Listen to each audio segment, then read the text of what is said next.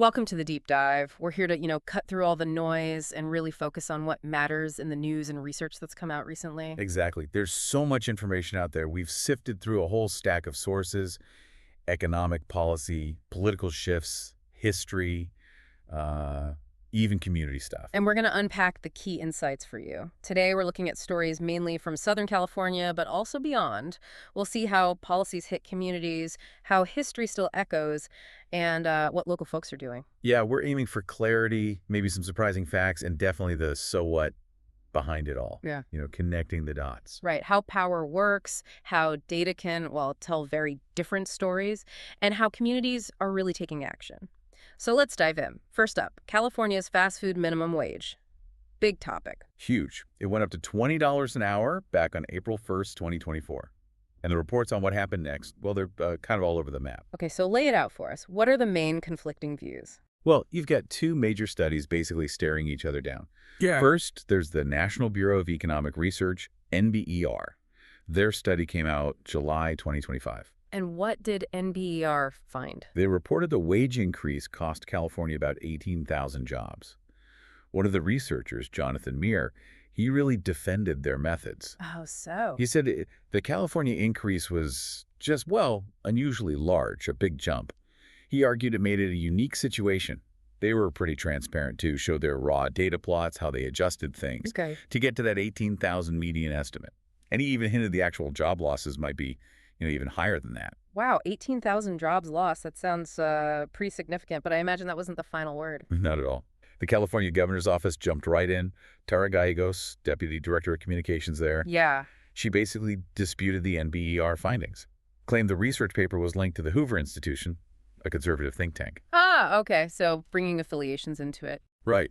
And she asserted Hoover has published, quote, false or misleading information about the wage hike before, stuff that apparently had to be completely retracted later. That's strong pushback. So a direct challenge to the NBER study's credibility. Definitely signals a major disagreement, yeah. So what's the other side of the story then? Was there research showing something different? Yes, completely different. Yeah. From the Institute for Research on Labor and Employment at UC Berkeley, Michael Reich was the author. In their findings. Totally opposite.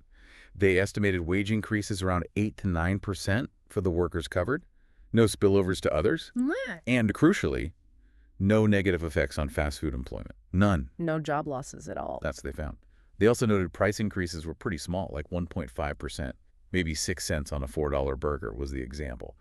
And get this, they found the number of fast food places actually grew faster in California than in the rest of the U.S. during that period. Faster growth. Okay, so that's diametrically opposed to the NBER report. Did Reich address the NBER study directly? Oh, yeah. In his abstract, he mentioned seeing questionable methods in another recent study clearly pointing at NBER without naming them initially.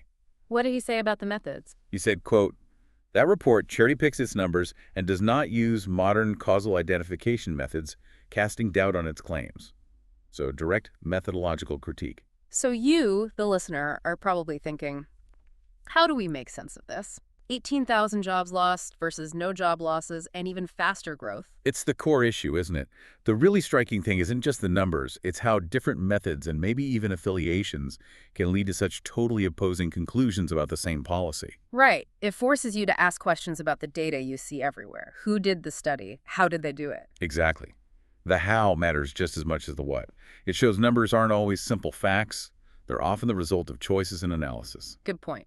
And let's add a bit more context on the law itself. This was AB 1228, right, from former Assemblymember Chris Holden. That's the one. Passed September 2023. Raised the wage from $16 to $20, yes, but it also set up this new fast food council. What does the council do? It has the power to keep setting and adjusting the minimum wage for the industry going forward.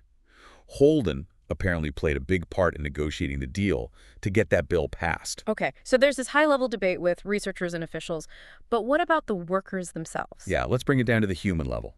Take Julieta Garcia. She works at a Pizza Hut in L.A. What did she say? Before the raise, she said she literally had to choose between paying my rent or paying my bills. Just think about that choice. Wow. But after the raise, she said she could pay both at the same time and, importantly, still have some money left over to take my family to do things and have quality time with them. That really puts a face on the policy, doesn't it? It's not just numbers. Absolutely. And it connects to who these workers are. Demographically, it's significant. How so? The California Fast Food Workers Union says nearly 80% of these workers in California are people of color. About two-thirds are women. Okay. And the Legislative Analyst's Office, their nonpartisan reports. Fast food workers are the second biggest group of low-wage earners in the state. Only home care aides are a larger group. So this policy directly impacts a very large, specific, and often, underserved group of Californians. Precisely. And it's not over. That Fast Food Council we mentioned, Yeah. they can still raise the minimum wage further each year, either by 3.5% or by the annual inflation rate, whichever is lower usually. So this whole situation is still evolving. A real-time example of policy, economics, and daily life all tangled together. It really is. And speaking of evolving situations and power dynamics, let's shift gears to Washington, D.C., a pretty major development there recently. What happened? President Trump took direct control of the Metropolitan Police Department, MPD, pulled the authority away from the mayor, Muriel Bowser. Direct federal control over the city's police. How is that even possible? It hinges on D.C.'s unique status. The president declared a crime emergency and used Section 740 of the D.C. Home Rule Act. The Home Rule Act. Yeah, it's a law that exists, basically, because D.C. isn't a state. It's rarely used, but it allows for this kind of federal intervention under certain circumstances. So what does this mean practically for Mayor Bowser and for policing in D.C.? Well, for Mayor Bowser, she's lost operational control. All deployment decisions, everything, now goes through the Justice Department. Specifically, Attorney General Tom Cotton, who was appointed to oversee it. And the implications for policing on the ground. Big ones. The AG can now redirect D.C. police officers. Maybe pull them from neighborhood patrols to guard federal buildings or national monuments or police protests. Leaving fewer officers for local community needs. Potentially, yeah. That's the concern. Federal priorities could easily override local ones. Now, D.C. has a large African-American population, nearly half the city. Placing the police under federal control, specifically under this administration, that must raise particular concerns. Absolutely. You have local policing now directly controlled by a president who has, in the past, called for racial profiling, heavily criticized other black-led cities like Baltimore and Chicago, and often pushed law and order policies that historically have disproportionately affected black communities. So residents might worry about seeing more aggressive tactics, maybe, or policing focused more on demonstrations than, say, local crime prevention strategies. Those are definitely the concerns being voiced. Trump's justification for the takeover was pointing to D.C.'s 2024 homicide and vehicle theft rates. Okay, citing crime stats. Right. But the counterpoint being made is that some of those other cities he's criticized again, often cities with large black populations in leadership, have actually seen major reductions in crime this year. So the rationale is being questioned based on broader trends. Exactly. It raises questions about why D.C. and why now. And is this temporary? Is there an end date on this federal control? That's maybe the most critical part. The order has no end date. No end date. So indefinite federal control is possible. It seems so. It really highlights D.C.'s vulnerability because it lacks statehood. Its leadership can be overridden by the federal government like this, leaving residents without full control over their own local police force. A stark situation. A very stark reminder of the importance of local control and, having an independent voice, which actually connects nicely to something else we looked at, the historical power of the black press. Oh, yeah, that's a fascinating piece of history. Long before Twitter, before 24-hour news channels, black-owned newspapers were an incredibly powerful force, weren't they? Absolutely. We're talking about papers like the Chicago Defender, the Pittsburgh Courier, the California Eagle out here on the West Coast. And they didn't just report the news. You could argue they made the news sometimes. They gave black voices a platform when mainstream media wouldn't. They exposed injustice, organized movements. They really did. Think about the Great Migration these papers were urging black families to move north, giving them information, hope. Right. And challenging Jim Crow laws head-on. Spotlighting leaders, crucial leaders like Ida B. Wells, W.E.B. Du Bois, later Martin Luther King Jr. amplifying their messages. And we have to remember, this wasn't easy or safe. These journalists, these publishers, they often risked their livelihoods, even their lives, to print the truth about lynchings, discrimination, all of it. Incredible bravery. And that legacy, that mission, it continues today, doesn't it? Yeah. Black media outlets are still working to uplift stories, challenge stereotypes, connect communities. It makes you think. Supporting Black-owned media isn't just about remembering history. It's kind of about safeguarding the future, too. It prompts that question for you, the listener: whose story is being told? And just as importantly, who is telling it? Yeah, knowing the source, the storyteller, is crucial. Definitely. Okay, so from that historical lens on community voice, let's shift to some really positive current examples of community action happening right now in Southern California. Good transition. Let's start with a health initiative in Bakersfield. Kaiser Permanente gave a $20,000 grant, a community health grant, to the Kern County Black Farmers Association, KCBFA. Okay, $20,000. What's the goal of that grant? It's really interesting. It's to support their initiative focused on expanding agripreneurship. Agripreneurship. Yeah, basically helping people become entrepreneurs in agriculture.